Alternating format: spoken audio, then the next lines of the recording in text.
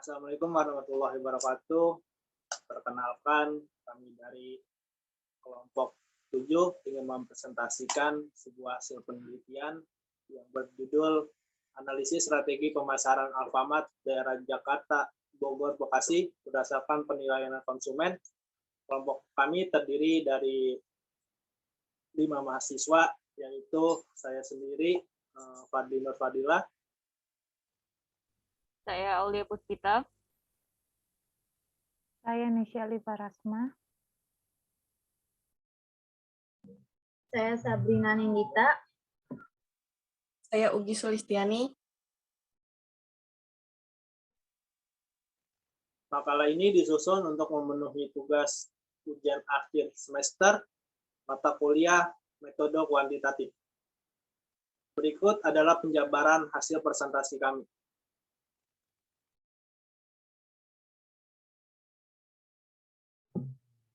Yang pertama ada pendahuluan, latar belakang perdagangan bisnis retail di Indonesia pada akhir ini semakin berkembang. Hal ini ditandai dengan semakin banyak investor yang melakukan investasi di bidang tersebut. Bisnis retail Indonesia berkembang dari gerai tradisional ke gerai modern. Menurut Utami, loyalitas pelanggan ialah kesetiaan pelanggan untuk berbelanja di lokasi retail tertentu. Beberapa dasar untuk mempertahankan keunggulan bersaing juga membantu menarik perhatian dan mempertahankan para pelanggan yang loyal. Manajemen perusahaan harus memperhatikan pemasaran produknya untuk menarik minat konsumen agar datang untuk membeli.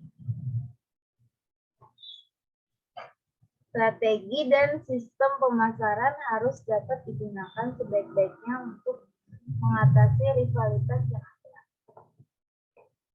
Salah satu usaha yang sedang berkembang saat ini adalah usaha retail dalam bentuk minimarket.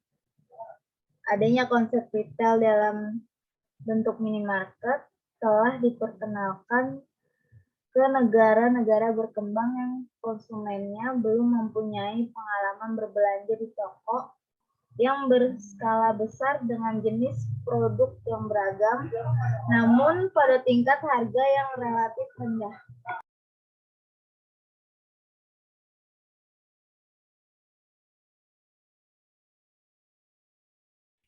Rumusan masalah. Berdasarkan latar belakang yang telah diuraikan di atas, dapat dirumuskan permasalahan penelitian sebagai berikut. Apakah persepsi dan kepercayaan konsumen berpengaruh signifikan terhadap strategi pemasaran? Tujuan penelitian. Berdasarkan rumusan masalah di atas, maka tujuan penelitian ini adalah untuk mengetahui apakah persepsi dan kepercayaan konsumen berpengaruh signifikan terhadap strategi pemasaran. Manfaat penelitian. Penelitian ini diharapkan memberi manfaat kepada berbagai pihak, yaitu pertama, bagi akademisi, hasil penelitian ini diharapkan mampu dijadikan informasi dan referensi untuk menjadi acuan dalam melakukan penelitian. Selanjutnya, maupun sebagai pengembangan wawasan pengetahuan dalam dunia pemasaran. Lalu kedua, bagi peneliti, selanjutnya hasil penelitian ini diharapkan dapat dipergunakan sebagai masukan atau bahan pembanding bagi peneliti lain yang melakukan penelitian sejenis, ataupun penelitian yang lebih luas.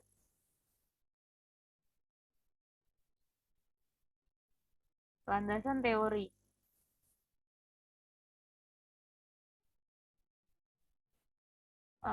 Nurrahmi Hayani 2012, istilah strategi adalah suatu ilmu untuk menggunakan sumber daya untuk melaksanakan kebijakan tertentu. Menurut Griffin 2014, manajemen adalah serangkaian aktivitas termasuk perencanaan dan pengambilan keputusan, pengorganisasian, kepemimpinan, dan pengendalian yang diarahkan pada sumber-sumber daya organisasi seperti manusia, finansial, fisik, dan informasi dengan maksud untuk mencapai tujuan organisasi secara efisien dan efektif.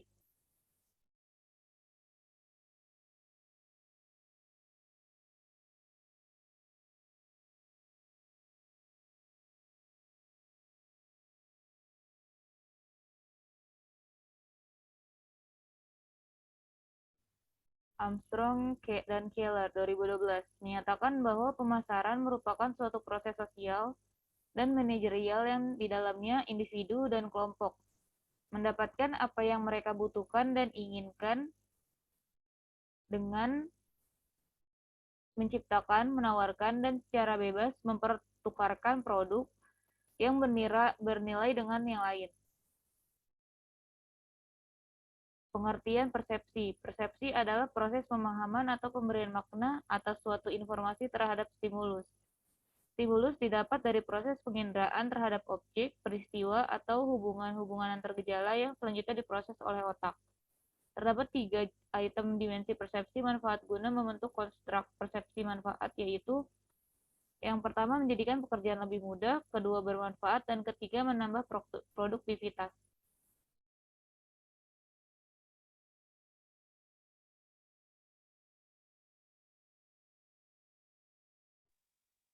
Metode penelitian. Jenis penelitian. Penelitian ini menggunakan metode kuantitatif yang dimana menggunakan instrumen kuesioner dalam melakukan uji validitas dan reliabilitas dari instrumen yang dipilih. Populasi dan sampel. 1. Populasi penelitian ini adalah masyarakat acak dengan rata-rata mahasiswa daerah Jabodetabek sejumlah 100 responden. 2.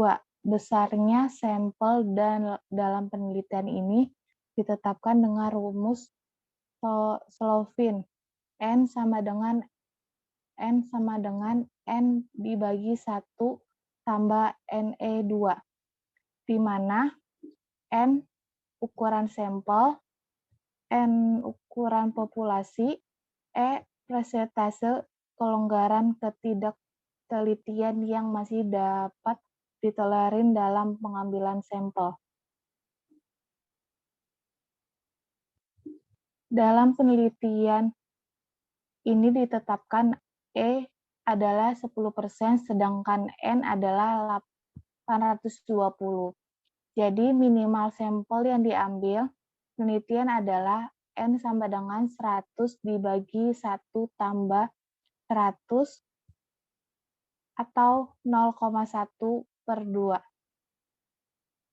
Dianggap telah mencukupi dan memenuhi syarat yang ada. Setelah disebarkan hanya 100 kuesioner yang kembali dan bisa dijadikan sampel dalam penelitian ini.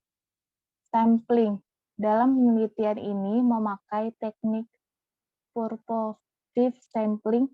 Pada teknik ini ditentukan sampel dengan pertimbangan tertentu, yaitu mahasiswa di Jabodetabek yang menurut pertimbangan penelitian masih menganalisis lebih detail dalam setiap pertanyaan yang diberikan.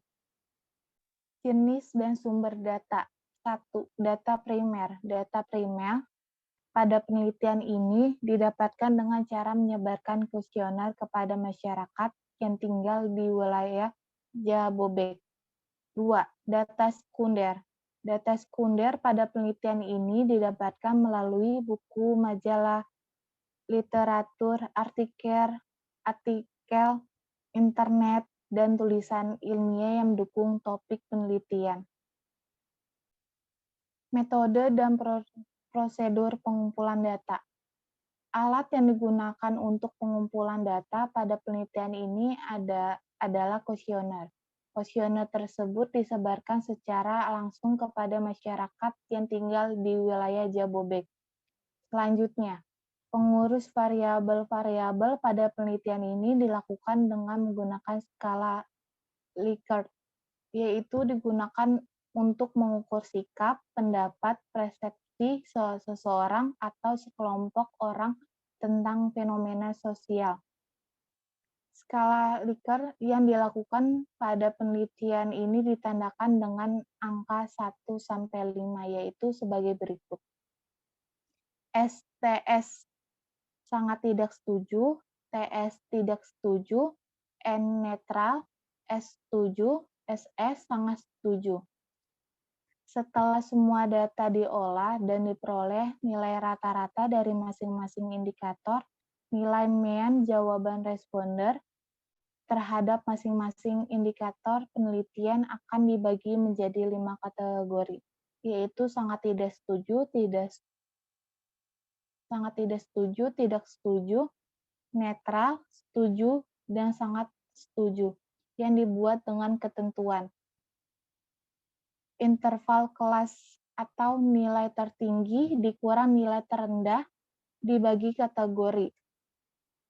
5 dikurang 1 dibagi 5 sama dengan 0,80. Di mana nilai tertinggi yaitu 5 sangat setuju, nilai terendah 1 sangat tidak setuju.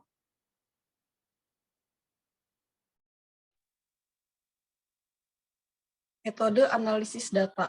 Metode analisis data pada penelitian ini dilakukan dengan menggunakan bantuan program SPSS yang dilakukan dengan tahapan sebagai berikut.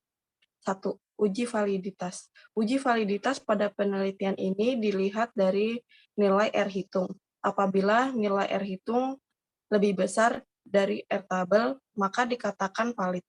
Dengan ketentuan bahwa variabel yang diteliti dinyatakan valid apabila nilai R hitung lebih besar 0,195. 2. Uji reliabilitas. Uji reliabilitas ini menggunakan Cronbach alpha. Seluruh instrumen dinyatakan reliable bila koefisien reliabilitas minimal adalah sebesar 0,6.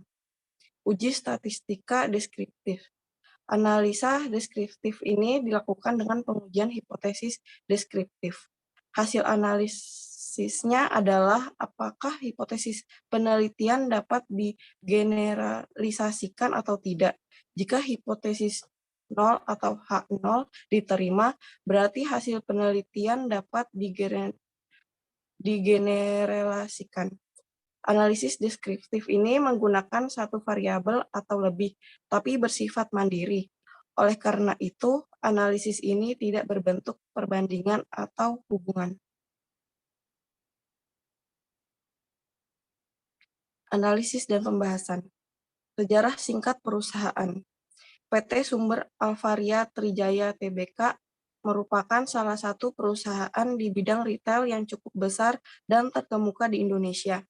Perusahaan ini mulai didirikan pada tahun 1989 oleh Joko Susanto beserta keluarga dan kemudian mulai menjadi perusahaan terbuka pada tahun 2009 setelah melakukan penawaran umum perdana di Bursa Efek Indonesia.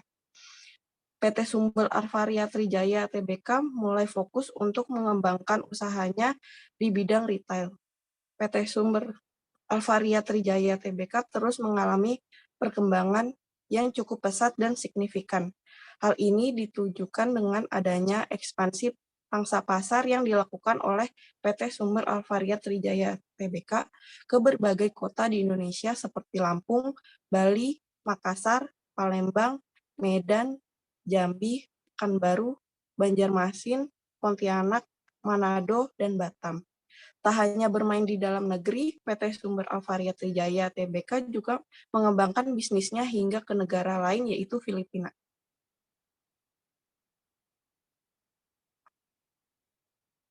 Karakteristik responden. Jenis kelamin. Tabel di atas menunjukkan bahwa dari 100 orang yang menjadi responden dalam penelitian ini, 34 orang konsumen berjenis kelamin laki-laki, sedangkan 66 orang konsumen lainnya berjenis kelamin perempuan. Hasil penelitian ini menunjukkan bahwa berdasarkan jenis kelaminnya, konsumen perempuan ini di Alfamart lebih banyak dibandingkan dengan laki-laki. Hal tersebut sesuai dengan hasil survei peneliti bahwa kebanyakan konsumen yang melakukan pembelian di Alfamart adalah perempuan.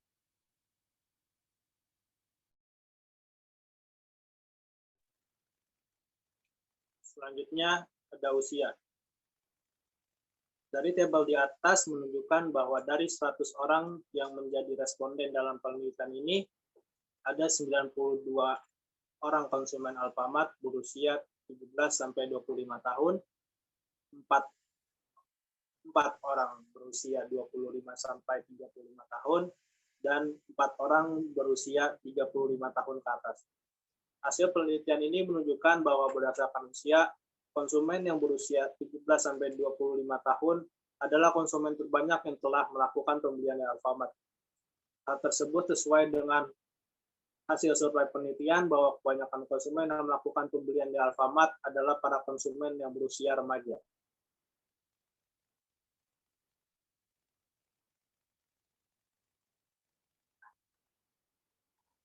Selanjutnya di sini ada hasil uji validitas, di mana uji validitas pada penelitian ini dilihat dari nilai R hitung. Apabila nilai R hitung lebih besar dari R tabel, maka dikatakan valid. Dengan ketentuan bahwa variabel yang diteliti dinyatakan valid apabila nilai R hitung lebih dari 0,95. Berdasarkan tabel di samping, dapat disimpulkan bahwa seluruh indikator yang digunakan dalam penelitian telah valid karena memiliki nilai R hitung yang lebih besar dari R tabel yang telah ditetapkan. Dengan demikian, dapat disimpulkan semua butir pernyataan yang digunakan pada kuesioner ini mampu mengukur variabel-variabel strategi pemasaran dengan baik. Selanjutnya ada hasil uji reliabilitas.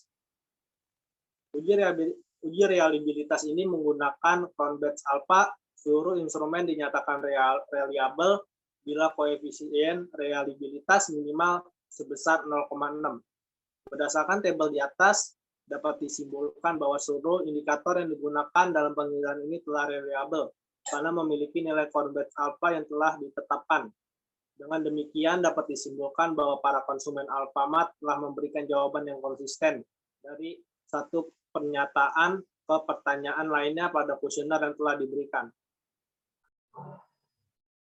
Selanjutnya ada hasil uji statistika deskriptif. Dari hasil analisis data di atas, maka dapat disimpulkan deskriptif masing-masing variabel. Yang pertama, total X1 memiliki nilai minimum sebesar 26, yang berarti bahwa dari seluruh responden yang memberikan penilaian terendah, jawaban atas persepsi adalah sebesar 26. Nilai maksimumnya sebesar 45, yang berarti bahwa dari seluruh responden yang memberikan penilaian tertinggi, jawaban atas persepsi adalah sebesar 45. Nilai rata-rata persepsi adalah sebesar 36,49. Artinya bahwa dari seluruh responden yang memberikan jawaban atas persepsi, rata-rata responden memberikan penilaian sebesar 45. Sedangkan standar deviasi sebesar 4,817 memiliki arti bahwa ukuran penyebaran data dari variabel persepsi adalah sebesar 4,817 dari 100 responden.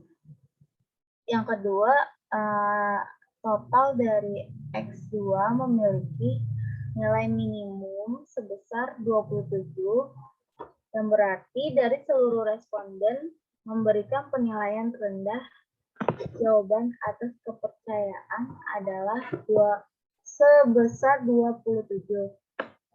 Nilai maksimumnya sebesar 45, yang berarti bahwa dari seluruh responden yang memberikan penilaian tertinggi, jawaban atas kepercayaan sebesar 45.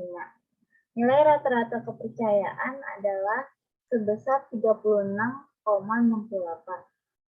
Artinya, dari seluruh responden yang memberikan jawaban atas kepercayaan, rata-rata responden memberikan penilaian sebesar 45.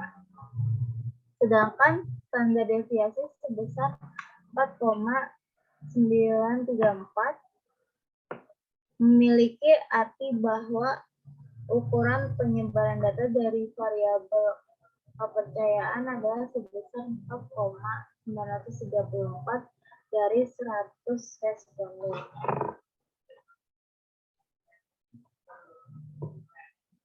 Yang ketiga, ada total Y memiliki nilai minimum sebesar 6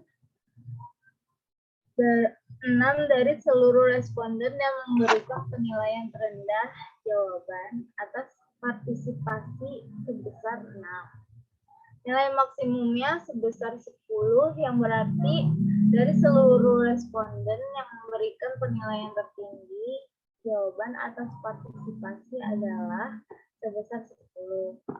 Nilai rata-rata persepsi adalah sebesar 36,49. Artinya, dari seluruh responden yang memberikan jawaban atas partisipasi, rata-rata responden memberikan penilaian sebesar 10. Sedangkan standar deviasi sebesar 1,297 memiliki arti bahwa ukuran penyebaran data dari variabel partisipasi sebesar 1,297 dari 100 responden.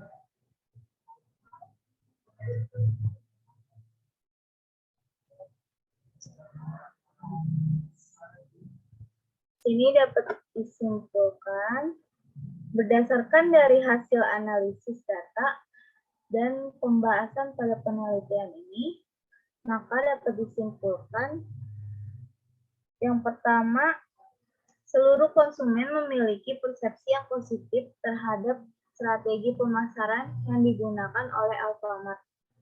Hal tersebut menunjukkan bahwa Alfamart telah mampu merancang strategi pemasaran dengan baik karena media-media tersebut terbukti efektif dalam menginformasikan, mengajak dan mengingatkan konsumen untuk melakukan pembelian di Alfamart. Yang kedua, hasil analisis menunjukkan terdapat perbedaan slightly different antara persepsi konsumen terhadap strategi pemasaran Alfamart. Hal tersebut mengindikasikan bahwa strategi pemasaran dari Alfamart bukan merupakan faktor utama yang mendorong konsumen melakukan pembelian, tapi karena adanya loyalitas yang didapatkan oleh konsumen. Contohnya, beberapa konsumen lebih loyal belanja di Alfamart dibandingkan dengan minimarket lainnya.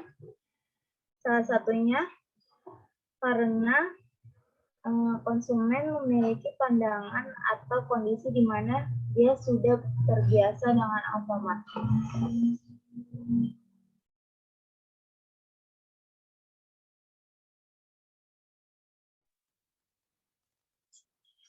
Mungkin cukup sekian presentasi yang bisa kelompok kami sampaikan. Kurang lebihnya kami mohon dimaafkan, masih banyak kesalahan dan keliruan dalam menyampaikan maupun menganalisis datanya. Wassalamualaikum warahmatullahi wabarakatuh.